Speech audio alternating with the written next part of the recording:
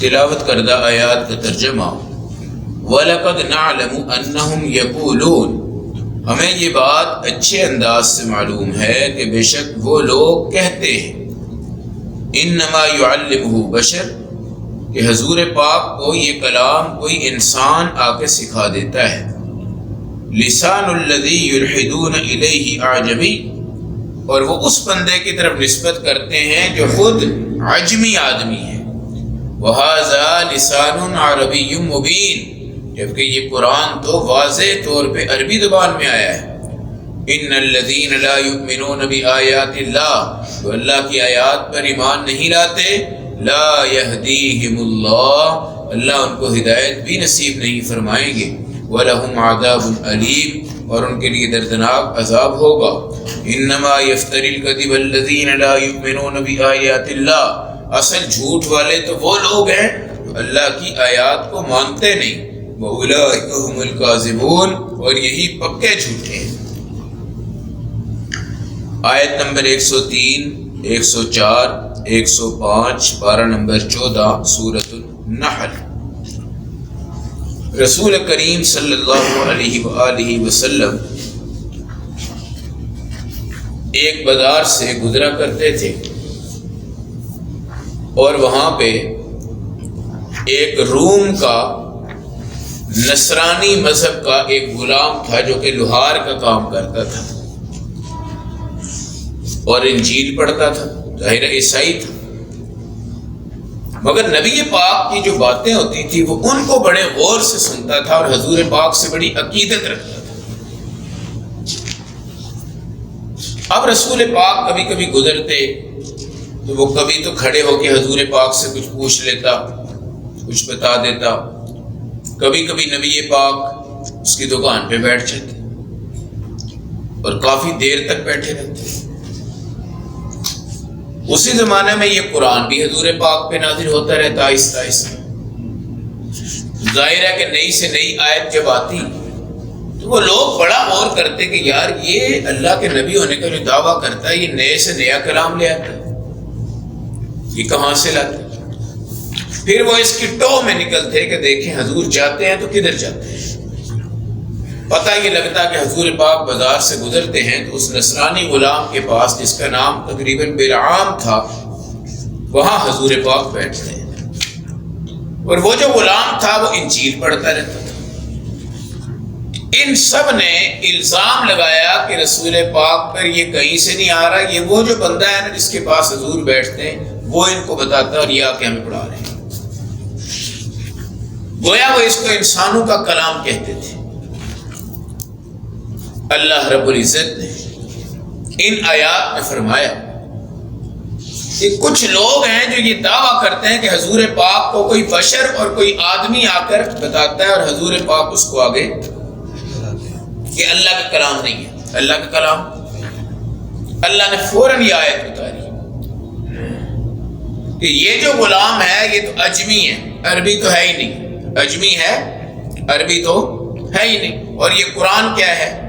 عربی ہے. جنت کی زبان بھی کیا ہے؟ عربی ہے. ہمارے نبی بھی کیا ہیں؟ عربی ہیں.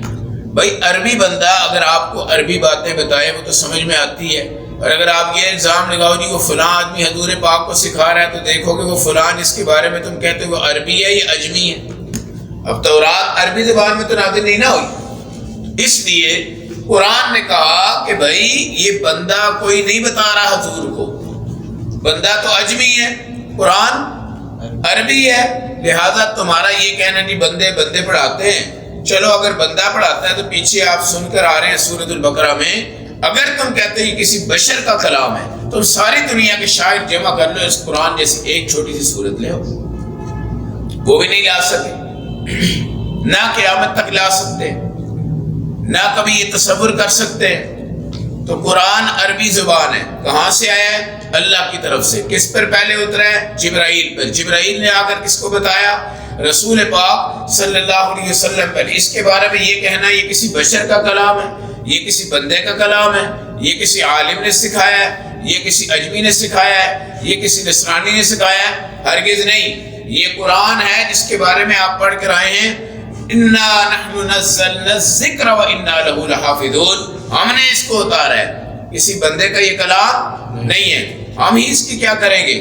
حفاظت کریں گے۔ تو اس لیے قرآن کے متعلق اس کو ماننے والے لوگوں کا ایک عقیدہ کیا ہونا چاہیے کہ یہ قرآن اللہ کا کلام ہے۔ اگر کوئی بندہ قرآن پڑھتا ہے اور پڑھتے ہوئے یہ کہتا ہے یہ خدا کا کلام نہیں ہے، وہ کافر ہو جائے گا۔ کیا ہو جائے گا؟ کافر ہو جائے گا۔ اس لیے دین پہ چلنا ایک الگ شعبہ ہے، لیکن اس کا عقیدہ بنا کے چلنا یہ الگ شعبہ ہے۔ ایک بندہ خدا کا منکر بیٹھا ہوا کہتا ہے چلو نمازیں میں پڑھتا رہتا ہوں یار، نمازیں پڑھتا رہتا ہوں، چلو یہ قرآن ہے اس کو بھی پڑھتا رہتا ہوں، حدیث ہے اس کو بھی، مگر میں خدا کو نعوذ باللہ نہیں مانتا۔ اب بتائیں اس کا عقیدہ ہے خراب، اب اس کا قرآن پڑھنا بیکار ہے، قرآن پڑھنا بیکار ہے۔ آج کافر جو ہیں کافر، وہ انہوں نے بڑے بڑے ادارے بنائے ہوئے اور وہاں پہ وہ قرآن پڑھتے ہیں، قرآن سیکھتے ہیں، قرآن کا ترجمہ سیکھتے ہیں، لیکن وہ ہدایت کے لیے نہیں سیکھتے، وہ اس لیے سیکھتے ہیں کہ ہم اس کو پڑھ کے سمجھ کے اس کا کوئی توڑ نکالیں اور اس کا کوئی متبادل پیش کر کے امت کو گمراہ کریں۔ وہ اس حوالے سے پڑھتے ہیں، اس حوالے سے پڑھ رہے ہیں۔ تو وَلَقَدْ نَعْلَمُ أَنَّهُمْ يَقُولُونَ إِنَّمَا يُعَلِّمُهُ بَشَرٌ، ہم جانتے ہیں کہ یہ لوگ کہتے ہیں کہ انسان اور بشر رسول پاک کو یہ کلام کیا کر رہا ہے؟ سکھا رہا ہے، جبکہ ہمارے نبی کی حدیث ہے انا محمد عربی والقرآن عربی ولسان اہل الجنت عربی، میں محمد بھی عربی ہوں، قرآن بھی عربی ہے، جنت کی زبان بھی کیا ہے؟ عربی ہے۔ اس لیے حضرت داؤد علیہ السلام جو زبور والے ہیں، اور موسیٰ علیہ السلام جو تورات والے ہیں، اور عیسیٰ علیہ السلام جو انجیل والے ہیں، اور ہمارے آقا قرآن والے ہیں۔ سوال یہ ہے کہ جنت میں بھی کسی آسمانی کتاب کی تلاوت ہوگی؟ وہ صرف قرآن ہے۔ اور حضرت داؤد علیہ السلام کا نغمہ داؤدی اور حسن آواز چونکہ بہت خوبصورت، اس لیے قیامت کے دن اللہ ان سے بھی کہیں گے آج تم بھی اپنی زبان میں اس قرآن کو پڑھو، اپنی تلاوت کرو، خوبصورت آواز کو قرآن پہ لگا دو۔ اس لیے عقیدے کی بات میں کر رہا ہوں کہ عقیدے میں آپ نے یہ رکھنا ہے کہ یہ قرآن کس کا کلام ہے؟ اللہ کا، اور کس پہ نازل ہوا ہے؟ رسول پاک صلی اللہ علیہ وسلم پر۔ اگر آپ نے عقیدہ خراب کر دیا پھر آپ کا قرآن پڑھنا بیکار، قرآن پڑھانا بیکار، قرآن کی تمام چیزیں آپ کی بیکار ہیں۔ عقیدہ رکھنا ہے۔ تو وَلَقَدْ نَعْلَمُ أَنَّهُمْ يَقُولُونَ إِنَّمَا يُعَلِّمُهُ بَشَرٌ، یہ لوگ کہتے ہیں کہ کسی بشر نے آ کے نبی پاک کو قرآن سکھا دی ہے۔ لسان الذی یلحدون الیہ اعجمی، اور جس کی طرف یہ نسبت کرتے ہیں کہ اس نے سکھایا ہے، یہ حضور کا استاد ہے۔ تو میں نے بتایا کہ وہ اس بازار میں ایک عیسائی اور نصرانی غلام تھا، اس پہ الزام تھا کہ یہ سکھاتا ہے۔ اب قرآن نے کہا نہیں، لا یؤمنون بآیات اللہ لا یہدیہم اللہ، جو اللہ کی آیات کو نہیں مانتا اللہ اس کو ہدایت نہیں دیتے۔ اس لیے اگر کوئی کہے جی میں بڑا ہادی ہوں لیکن قرآن کو نہیں مانتا، میں آیات کو نہیں پڑھتا، میں ان پر ایمان نہیں لاتا، میں ان میں تعویل کرتا ہوں، میں ان کے مطلب سے اتفاق نہیں کرتا، میں اس کی جگہ کوئی اپنی رائے پیش کرنا چاہتا ہوں، تو قرآن کے مقابلے میں جو رائے پیش کرے نا اس پہ نقد لعنت کرنی چاہیے۔ کیا کرنا چاہیے؟ نقد لعنت، اسی ٹائم اس پر لعنت کرنی چاہیے جو آپ کو یہ کہے جی قرآن نے یہ مفہوم تو بتایا ہے مگر یہ ٹھیک نہیں، یا یہ ظلم ہے، یا اس کے مقابلہ میں میری رائے یہ ہے کہ اس کو یوں سے نہیں یوں ہونا چاہیے، اس پر فوراً کہو اللہ کی اس پہ کیا ہو؟ لعنت ہو۔ اللہ نے اس پہ لعنت فرمائی ہے، اللہ کے فرشتوں کی لعنت، کائنات کے انسانوں کی لعنت۔ ویسے تو ہم بڑے گھر میں بولتے رہتے ہیں تو اس پہ لعنت، تیرے پر لعنت، جا لعنتی، جا دفع ہو جا، ہیں؟ کچھ لوگ ہیں جن پہ لعنت کرنا ہر وقت لازمی ہے۔ اس میں ایک مرزائی طبقہ ہے جو رسول کریم صلی اللہ علیہ وسلم کی نبوت کے مقابلہ میں نبوت کا دعویٰ کرتا ہے، اس پر نقد لعنت کیا کرو۔ ہمارے ایک بزرگ تھے، فرماتے جب لائٹ جاتی ہے تو میں مرزے پہ لعنت بھیجتا ہوں۔ کیا کرتا ہوں؟ مرزے پہ، اور اپنے ساتھیوں سے کہتا ہوں کہ میں مرزے پہ لعنت کر رہا ہوں، اگر یہ میری لعنت سچی ہے تو اللہ لائٹ لے کر آئے گا، اور لائٹ فوراً آ جاتی۔ نظام قرآن کے مقابلے میں کوئی رائے نہیں ہے، قرآن کے مقابلے میں کوئی دوسرا معنی نہیں ہے، قرآن کے مقابلے میں کوئی تیسرا مفہوم نہیں ہے۔ قرآن ہے، بالکل واضح ہے، جو کہتا ہے وہ سچ ہے، کرواتا ہے وہ سچ ہے، جو بتاتا ہے وہ سچ ہے، جس سے روک رہا ہے وہ سچ ہے، تمام چیزیں سچ ہیں۔ قرآن کو ماننا ہی ایمان ہے، اس کو ماننا ہی جنت ہے۔ نہیں پڑھنا آتا آپ کو، نہیں آتی تلاوت، کوئی بات نہیں، سیکھ لیں گے، مگر مانو تو صحیح ہے یہ اللہ کی کتاب ہے، اس پر بھی آپ کو جنت مل رہی ہے، اس پر بھی آپ کو جنت مل رہی ہے۔ اور اگر آپ مانتے ہی نہیں ہیں، پھر آپ قاری عبد الباسط کی طرح تلاوت کریں، جی بڑے بڑے قراء کی طرح تلاوت کریں، حدر پڑھیں، سب کچھ کریں، مانتا عقیدہ ہی غلط ہے آپ کا، پھر قرآن آپ کو فائدہ نہیں دے گا، کیونکہ یہ قرآن نور ہے، یہ ظلمت اور گندی جگہوں میں داخل نہیں ہوتا، اس لیے دل کو پاک کرنا ہے کہ قرآن اس کے اندر جائے گا۔ اور جو نہیں ایمان لاتے اللہ ان کو کبھی ہدایت نہیں دیتا، اور قرآن کا منکر کبھی ہادی نہیں ہو سکتا۔ اصل جھوٹے کون ہیں؟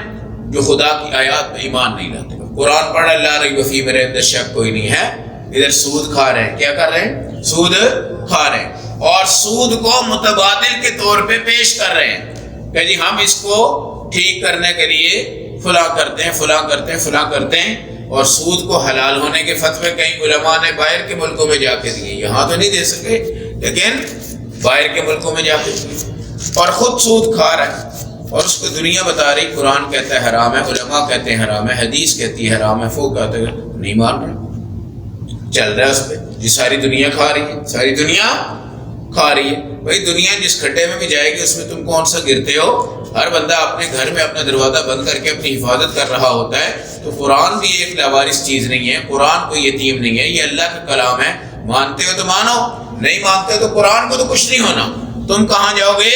جہنم میں، اور عذاب الہی میں جاؤ گے۔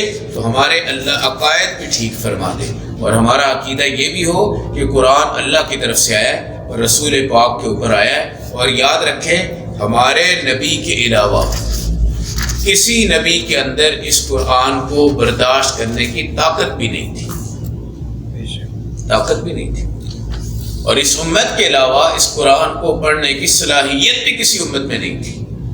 شکر ادا کرو، اللہ نے ہمارے نبی پر اتنی بڑی کتاب بھی اتار دی اور اس سے ہمیں مستفید فرما دیا، اور آج ہمارے لیے ایصال ثواب کا سب سے بہترین ذریعہ ہے جو کسی اور امت کے پاس نہیں ہے، وہ ہے قرآن حکیم کی تلاوت۔